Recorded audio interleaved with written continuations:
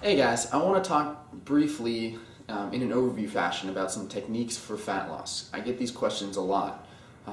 People have been struggling with their weight for a long time, struggling with how much they should eat, how much cardio they should do, what's too much, what's too little, and there's a lot of conflicting information out there. I won't tell you, or what I'm going to say is not the be-all and end-all by any means. There's many ways to accomplish this fat loss fitness goal. But what's worked the best for me is a combination of a couple different techniques. I will say the single greatest tool for losing body fat and improving body composition is your metabolism. Now you'll notice people who have fast metabolism, you see them all over the place, they can eat whatever they want. They never gain an ounce of fat, even if they're eating an unhealthy diet. And that just goes to show you that everything being considered equal, metabolism is going to be something you really want to focus on. So how do we get our metabolisms faster? There's a number of ways. First of all, the more intensely you exercise in terms of either cardio or strength training, the more your metabolism gets stimulated. The more muscle mass you carry, the more your metabolism gets stimulated.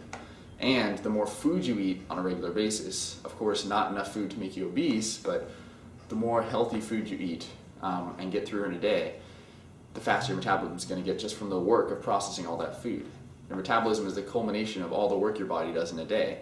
And all the energy that takes. So the more work your body does, basically the more horsepower in your engine, the more fuel it's going to take to run that engine. Techniques for increasing your metabolism. First of all, do high intensity cardio.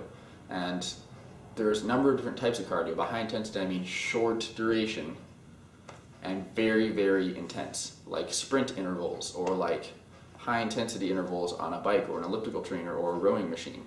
Things where you go as hard as you can for a short period of time, like a minute or two, then you go slow for a couple minutes to rest and recover, then you go as hard as you can.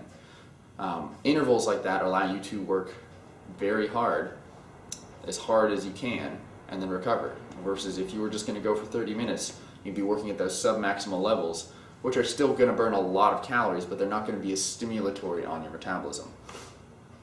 Another thing you want to do is eat as much as you can. I will qualify that with as long as it's healthy food and as long as it's low fat. Basically, if you eat Twinkies, cookies, peanut butter, or animal products, milk, cheese, eggs, dairy, you are going to, eating too much will definitely lead to weight gain and fat gain. If you're eating beans, vegetables, whole grains, and fruit, I challenge you to try and get fat off of those foods. If they're whole, unprocessed foods, it would take some doing to get fat off of them. So you want to eat as much as you can. Eat a lot of food, and I'm not necessarily saying double your calories tomorrow. You want to taper things up. But by eating as much as you can, your body will get used to processing more food. It will ramp up its daily energy use because it's going to say to itself, okay, we have all the energy we'll possibly want. We don't need to be super restrictive and super efficient with everything. We can really turn things up. Doing that over a period of time. Also, I mentioned muscle mass and intensity in weightlifting. If you're doing intense strength training, first of all, gaining muscle will help increase your resting metabolic rate. So if you're doing basic compound exercises, squats, deadlifts, presses, and you're doing them heavy with the objective of getting stronger and building muscle, that's going to increase your metabolic rate. Also, intense weight training, things like circuit training or density training, something like CrossFit, where you're doing as much work as you can in a short period of time, that's going to have the exact same effect on your metabolism as something like the sprints did for cardio. So train to gain muscle mass, and you can also train to stimulate your metabolism through very intense exercise. Now obviously there's a way to format these things. You don't want to just throw yourself into a program like this, from 0 to 90, so to speak, and that'll lead to overtraining. You won't be able to eat enough, etc., etc. You need to gradually make these increases. But once you do, if you spend 3, 4, 5 months really focusing on some of these things, gaining muscle, eating more, doing high intensity cardio on a regular basis, and then all of a sudden you start pulling the calories back, and you start increasing the amount of cardio you do on a daily basis to create that calorie deficit where you're burning more than you're eating, you'll notice that the body fat comes off much more quickly. So rather than starting where you are, your metabolism may be slow and it may be holding on to as much body fat as it can, you're up here where it's been burning like crazy and you're feeding it a ton and it's burning like crazy.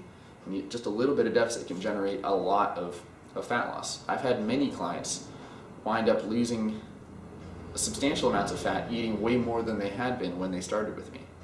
And that's because we worked hard to make their body more energetically expensive, basically. Less efficient and more just plowing through calories. And obviously they got in much better shape because they built muscle, they were doing high intensity exercise, which really improved their stamina. So I definitely want to talk about some of these points in future videos, but that's a basic overview. If you're wondering, okay, what are some strategies I can utilize to lose body fat and improve body composition? Those are where I'd start. Focus on nutrition, a lot of quality calories. Focus on high intensity cardio, focus on gaining muscle mass. And other things like not stressing out, getting enough sleep are always fundamentally important, so don't forget those.